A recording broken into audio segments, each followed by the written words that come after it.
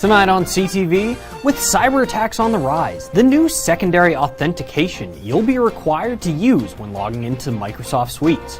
Then, school's back, but not all the teachers are. Learn about the lack of paraprofessionals in the Poudre school district and the latest on Dean Hayes' retirement.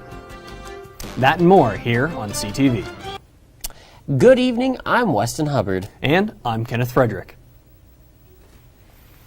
Starting next month, secondary authentication will be required for many university services, such as email and Microsoft Teams. And this isn't something you'll be able to skip out on either. Cybersecurity has been an issue that only seems to be getting worse with time. The FBI stated that since the start of COVID, cybercrime has risen by 300%. A study by the Institute of Electrical and Electronics Engineers says that 70% of college students have either been affected by or know someone affected by a cybercrime, like identity theft or ransomware. When explaining the importance of two-factor authentication, Kelly Poudre, CSU's information security specialist, talked about students at this university 2 years ago and how they were the victims of a cyber attack. Attackers went after people who were getting their financial aid refunds back and changed who the refund was going to. Seeing the need for upgraded security, CSU will be requiring all students, faculty, and staff to start using their two-factor authentication system, Duo, starting on October 4th. Poudre said that since the early rollout in June, she's already seen a significant drop in cyber attacks, even with only a little over a third of students currently registered. And the number of phishing attempts, and I've already started to see a decrease even since the June rollout where we put it in front of our email. So we've already started to see that decrease in the number of phishing attempts go down quite dramatically. Everyone at CSU will have to use the new system for services ranging from Canvas to the Office 360 portal. Basically, anything you use your university email to access. If you would like to register ahead of the October 4th due date, Duo is located on both the App Store and Google Play Store. I actually signed up over the summer when it came out in June. I don't know why I've had it for forever, but I've been using it and it's actually super secure and I'm kind of glad that I have it. It makes me feel like I can trust what's going on inside the school system, so. Yeah, no, that's actually really interesting. You use it for other things. Oh, 100%. It's not a dynamic duo like you and I, though. Following our story last week of Larimer County fighting against Resurrection Christian School's refusal of COVID protocols, Resurrection has now mandated masks for students from 6th to 12th grade. This mandate comes following the school attempting to fight the district's COVID policies, even threatening to have a lawsuit against the county for violating the private school's choices.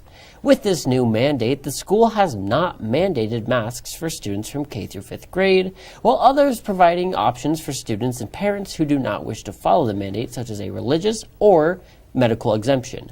Larimer County has yet to respond to the school's decision. Voting efficacy has always been an important topic for the ASCSU, and now they're talking about adopting a new system for voting. With the creation of Resolution 5102, the ASCSU may endorse and continue to work on creating a ranked voting choice system for their executive elections. Ranked choice voting is where voters are asked to rank their candidates from first choice to last. If a candidate has more than 50% of the vote, they are declared the winner. And if no one outright has half of the vote, then the candidate with the least amount of first place votes will be eliminated, and the votes that went to them will be split among the voters' second best choice. Chief Jasper Sloss said that the new system would lead to a more democratic campaign cycle starting next year. But it offers more power back to the voters, and it encourages candidates to appeal to everyone instead of small portions. So, the resolution was not voted on last night, but was moved back to committee to be worked on. We will continue to keep you updated on your student government as more news occurs. Just because school is back in session doesn't mean all the teaching staff are as well. You may have noticed the lack of school buses right now driving around Fort Collins, and if you have, that's not a coincidence. Poudre School Districts right now is lacking paraprofessionals and is looking to fill those positions as fast as possible. You may be asking, what is a paraprofessional? Understood.org defines the job as, quote, paraprofessionals provide instructional behavior and other support to students in and outside of the classroom. Talking in a CBS News interview, Madeline Noblet, the executive director of communications for Poudre School Districts, said, quote, "We are very fortunate to start the year with all teaching positions filled. That being said, we have struggled to fill other positions across the district," end quote. The lack of paraprofessionals affects all the jobs around the district, from bus drivers to teachers' aides. And in turn, that means that educators and their students get more struggles than they hoped for. CTV reached out for a statement from Alex Ballou, the communications and social media specialist for Poudre School Districts. Alex's response was, quote, "Poudre School District is looking to hire multiple positions, including paraprofessionals, child nutrition team members, bus operators, substitutes, and many more. The district has paraprofessional vacancies this year and more than previous years." With an already crazy year due to COVID protocols, Poudre School Districts just cannot seem to catch a break. For the sake of the students, educators, and all staff who are affected by the lack of paraprofessionals, this situation will hopefully be fixed soon. Hopefully the school district is able to find more paraprofessionals to help with all of that is going on. Sanctuary on the Green is a controversial development in northwest Fort Collins that has now gone through 3 plans. The third and newest plan has toned down its scale of the project. Developers wanted 261 units originally, but conceded to build 216 after heavy backlash from neighbors. They took issue with the amount of 3-story buildings and absolutely detested the planned condos. Well, the condos have been taken out and the 3-story buildings have been shrunk down to 2 stories in the areas facing Taft Hill Road. Without the unit capacity of the condos, the new plan won't have to go through a planning and zoning review. The development proposal will still have to pass code and go through a public hearing. Stick around, Rams, because Morgan Gardner has the latest on the weather. That's here on CTV Channel 11.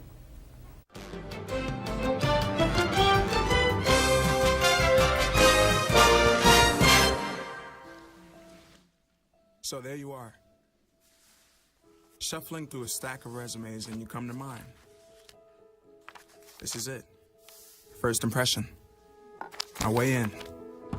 But here's the thing. Can my resume show you how I truly stand out? Can one piece of paper really tell you my whole story? Like that I was studying, going to night school while working 2 jobs just to help my parents pay for groceries. Or how anytime there was an opportunity, I was the first one to step up. Because I wasn't gonna let my life, my circumstances dictate who I was gonna become. And all of that determination, commitment, drive, that's me. And that's something you just can't put on paper. Look beyond the resume and discover new ways to develop great talent like me.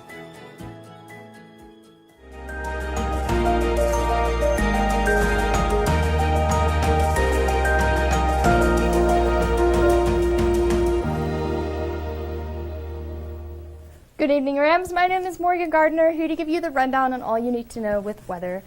Today was a pretty hot day, clocking in at 92 degrees, making it Fort Collins' 57th day of 90-degree and above weather. Luckily, things are cooling down a little bit tonight, as we see here from our current conditions. It's 80 degrees outside, a little bit of clouds, with a little bit of wind as well, 6 miles an hour west-northwest. Sunset at 7:06. And this cooler weather will continue across the region pretty consistently as we go into those overnight lows. You can see that across I-25, it's pretty consistent. 50-degree weather relatively across the board. Denver over there at 57 degrees, Colorado Springs at 56, and over on the western region, Vail at 45, Gunnison at 34, and Alamosa over there at 36 degrees. There shouldn't be any rain tonight, but it'll be a lot cooler than it has been in previous nights. And as we go into tomorrow's highs, that narrative continues. Luckily, again, it won't be any 90-degree weather, but it will be in the upper 70s and to mid and lower 80s there. So in Burlington, 77 degrees, Lamar and Pueblo at 88, Alamosa down there at 82, and Telluride over there with the perfect fall day weather, 67 degrees.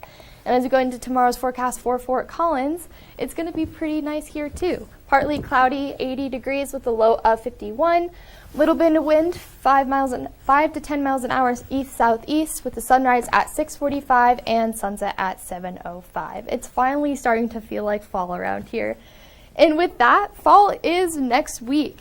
If it's felt like a hot summer to you, state climatologist Ross Schumacher says you felt right. The city's average number of days with temperatures in the 90s from 1991 to 2020 was 29.5 days a year. We've already reached 57 of 90-degree plus weather this year. This week's National Weather Service forecast calls for temperatures to gradually reach 89 to 90 degrees with only a slight chance of rain. The heat will be accompanied by increasing wildfire smoke and heightened ozone levels that are expected to trigger unhealthy conditions for northern Colorado. Yet, as the heat, smog, and smoke make weather conditions less unsuitable, we have hope for things to cool down soon. Schumacher says that a La Nina pattern is setting up for the second straight fall and winter season in a row, meaning that cool weather, snow, and overall wetter conditions are on the way. I, for one, am thankful that this heat will be coming to an end soon. And with that, Rams, that is all the time I have with you this evening, but stick around after the break for more news. Queen is just my everything. His smile did it. His smile, his eyes, his knowledge. My landlord, he decided that he wanted me to move based on the fact that I was transgender.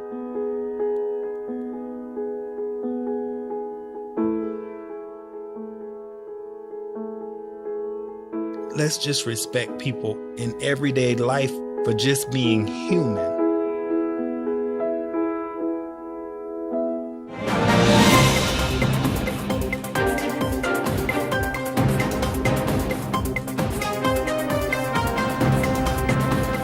Welcome back from the break, Rams. We hope you enjoyed the break. If you find yourself a lover of the great outdoors, your pockets may be feeling a little bit lighter. Larimer County has slightly increased the fees for land and open space users after a unanimous vote occurred on Tuesday night.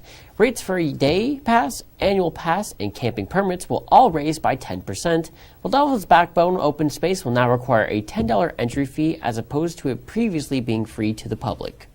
The fee is to increase to help with the funds that are anticipated with population growth, according to Dalen Figgs, the Larimer County Department of Natural Resources Director. Low-risk cases have been tricky situations for adult protective services. They can be even more tough when there aren't any findings of mistreatment. But now, thanks to Colorado Bill 21-118, APS is able to have flexibility and a more tailored approach in those cases. The law makes Larimer County one of 15 counties able to participate in the new pilot program. The program gives APS a better opportunity to, quote, connect with clients and their families in an individual manner that feels more like a partnership, end quote. This will go into effect next year, starting in July. Who remembers 2014? It was quite the year of many moments. Bay was a popular word. Kimye was blowing up. But most importantly for CSU, Dean Hayes joined the Warner College of Natural Resources. And now, in 2021, Dean Hayes has announced his retirement from CSU at the end of the academic year, ending in 2022. CSU source said early in his time at CSU, Hayes led the college community through an engaging process to develop a strategic plan. In it, he emphasized a vision for building the college's impacts and capacity and codified a commitment to diversifying a field of natural resources, ensuring the college fosters an inclusive environment. Well wishes to Dean Hayes in his next exciting chapter of his life. City Council will be having its first of 2 public hearings on their annual city budget next Tuesday. Residents are encouraged to come and voice their opinion. The budget this year is increasing by over $20 million, totaling a little under $545 million for the 2022 year. Notable inclusions for next year's budget include a community center in southeast Fort Collins, Oak Street Plaza improvements, electric buses, and apparently some much-needed optimization for traffic signal timings. If you can't make it to next week's meeting, you can catch the second hearing of the budget on October 5th.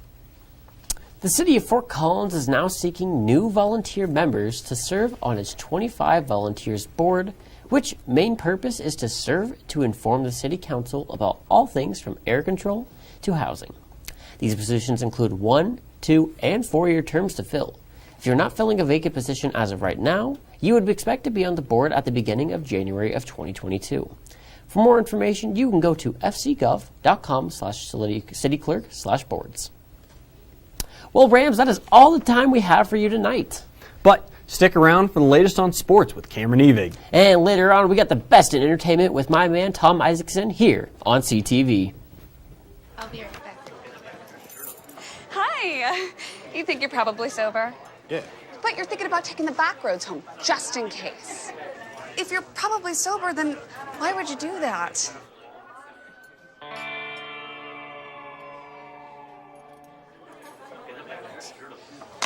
Good choice. Probably okay isn't okay. If you see a warning sign, stop and call a cab, a car, or a friend. That's a full glass of wine. I'll be chatting you later. What's up, Rams, and welcome back to another week of Cam's Corner. I'm your host, as always, Cameron Evig.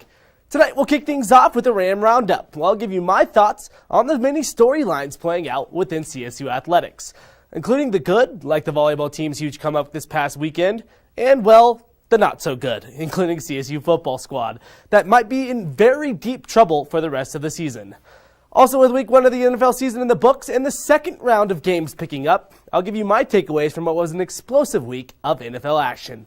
All that and more on Cam's Corner, starting right now.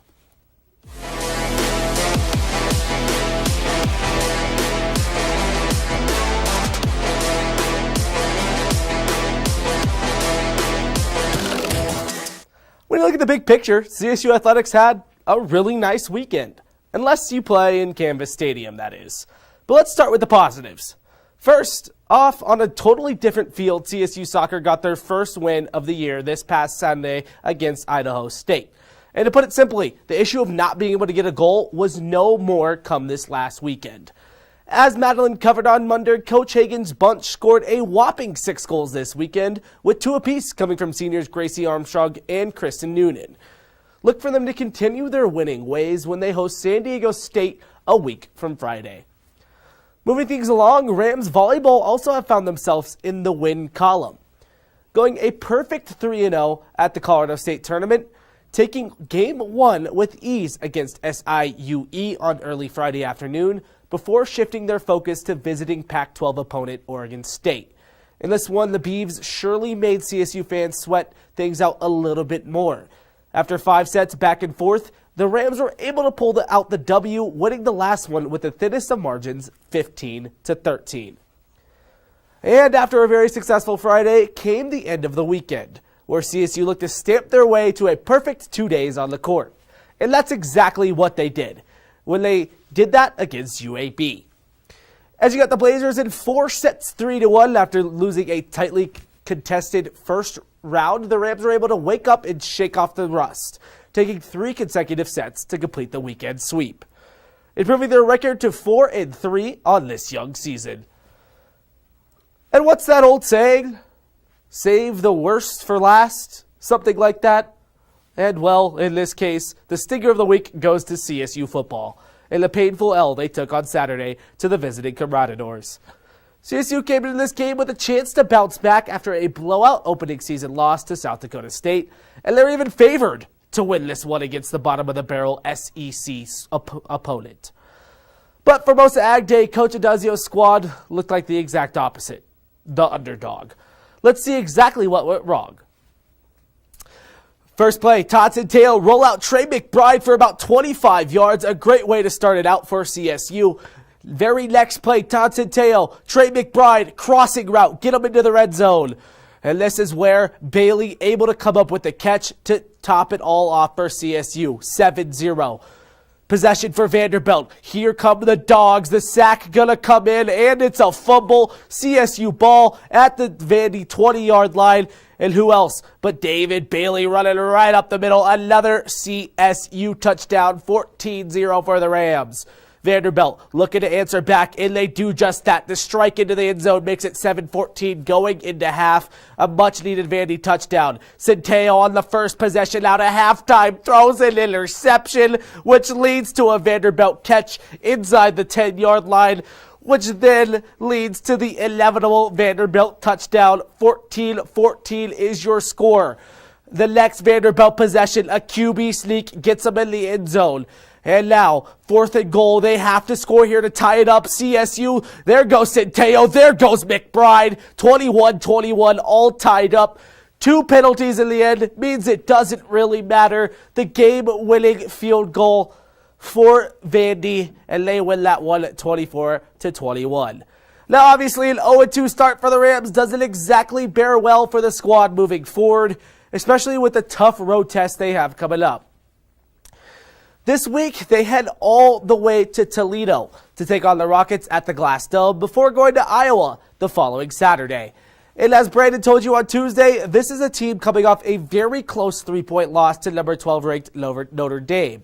They'll definitely have a chip on their shoulder heading into this one. Now, if CSU wants to have any shot of victory against the MAC opponent, they have to change things up on offense. I'm looking at you, Adazio. Adjust for once. Don't get me wrong, I'm all for using Todd Centeo's running ability to make defenses honest, but not every passing play has to be a bootleg where we dump it off in the flat. Trey McBride can't be the only one doing anything in the passing game, even if he is the best tight end in the country. And I get it, he was hurt last week, but Dante Wright needs a lot more than just 4 receptions if the Rams want to move the ball at all. Oh, and David Bailey ran hard in the opportunities that he got, but it seems like they could have given him more than 15 carries that game. As for the defense, there isn't really much I can say to help. They've given up 66 points in 2 games. There's simply no way I have enough time to talk about everything that needs to be fixed. But if I had to give the coaches something to focus on, I'd look at the quarterbacks, which was who were atrocious last week, to say the least. And moving things on past the intermediate ranks and into the pros, after a blockbuster week 1, I'd love to focus on 3 main things I took away from this weekend's festivities. First of all, Dak Prescott is back, no doubt about it. Even though the Cowboys took an L to the defending Super Bowl champs in a shootout, the 6-year quarterback looked great, throwing for 403 yards and 3 touchdowns, less than a year after a gruesome ankle injury. Oh, and he was out most of training camp too. The DeMarcus Lawrence injury is really going to hurt the Cowboys, though. Sprinting into my second takeaway, man, do I love being right. And the Cardinals, who made my playoff prediction look really good when they took on Tennessee. After watching this one, there's no doubt the Cardinals are a problem, especially when Kyler throws for 4 touchdowns and ran for 1 more. When he's on a level like that, the offense is basically impossible to stop. And on the defensive side of the ball, if Chandler Jones plays at half the level he did over the season like he did on week 1, Cliff Kingsbury's team will be making the playoffs. Holding Derrick Henry, Julio Jones, and A.J. Brown to 13 points is quite the accomplishment. And the visitors from Arizona did just that. I know they're in the brutal NFC West, but you cannot sleep on Arizona. Lots of tough games for them as they are in that really tough conference. 49ers and company looking to greet them there. And last but not least, the hometown Denver Broncos look like they're wild card contenders. Teddy Bree proved all the Drew Lock truthers, if there are any left, wrong as against the G-Man, going for 264 yards and 2 touchdowns. After a year in Carolina, he looks like he did when they went undefeated after losing the legendary Drew Brees down in New Orleans. And also, the backfield of Melvin Gordon and rookie Javonte Williams looks deadly. The defense locked things up like we thought they would, only allowing 13 points. And to be honest, it was really only 7 because Daniel Jones ran 1 touchdown in when the clock literally hit 0. No Bradley Chubb and able to still get this victory. The defense is going to be great for this Broncos squad. And well, Ram fans, that's all I've got for you tonight. Be sure to come back to Cam's Corner next week to get caught up on all of your sporting news. And don't go anywhere just yet. Tom will get you caught up on everything and entertainment right after this. Touchdown! Oh, did you see that? we scored? Yeah, we scored. We're going to the playoffs. I can't believe I missed that. Every time I'm buzzed, I spend too much time on my phone. What? I should take your phone away. No. I'll call for a ride. Wait, why does my face look like that? I'm playing with these new face filters. Okay, you know what? Yep, that's mine. I'm gonna need that back. No. Kevin!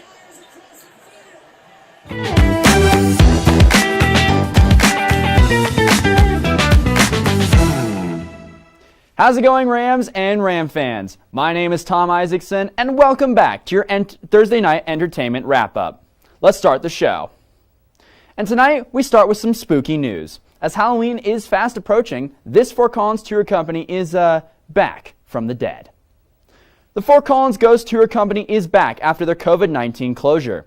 The Ghost Tours started back up around Memorial Day and have been a huge hit, taking people all around haunted and scary sites around Old Town Fort Collins. I think this sounds like a perfect Halloween event to try. I'll have to get my name on a list. Now, would it be entertainment with Tom if I didn't cover some food news? Well, buckle up, because this is the best news yet. Krispy Kreme is looking to add a donut drive-thru to South Fort Collins, because they knew if they put it on the north end of town, I'd grab at least another 200 pounds.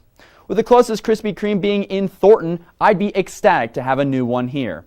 The plans are still under review with the city, so fingers crossed. Now, how many of you out there are readers? Well, if you're a bookworm like I suspect some of you might be, you're going to want to hear about my trip to Old Town to learn about some history and this awesome bookstore. Hidden away at the edge of Old Town lies the old firehouse, which used to be home to our city's firefighters. But now, it's home to this place, the Old Firehouse Bookstore. When we got the opportunity to move into Old Town, which they were always looking for, we got the Old Firehouse building, and so it just kind of came naturally from that. Starting in 2009, the Old Firehouse Bookstore has been a place for local readers to get their fix, with many different sections inside focused on genres and even curated sections for book clubs or staff picks.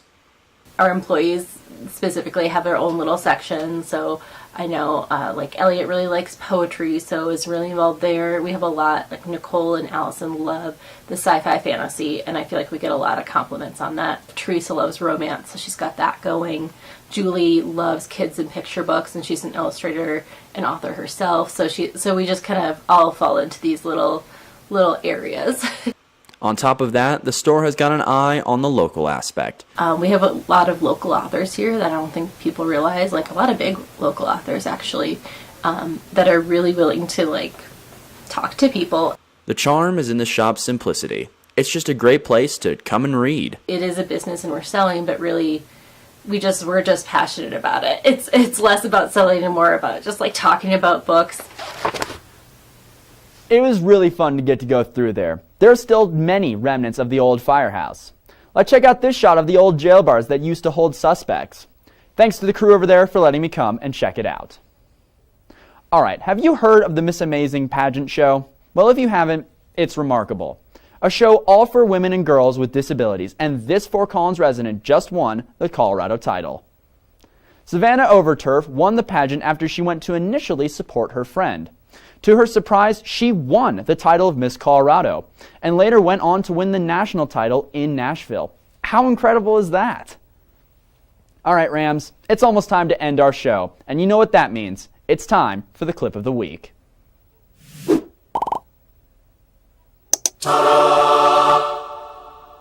Every now and again, we find a little sticker or prick in our shoe that just drives us mad. Well, the guy you're about to see had the same problem. But let's see what happens to him.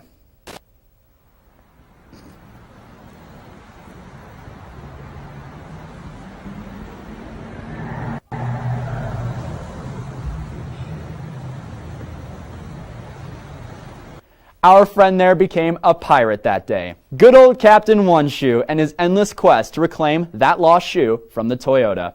A classic tale. Maybe one day. And with all of that, Rams, we are out of time. Thank you all for tuning in tonight. Don't forget about our sports show on Monday. My name is Tom Isaacson with CTV Channel 11. Good night.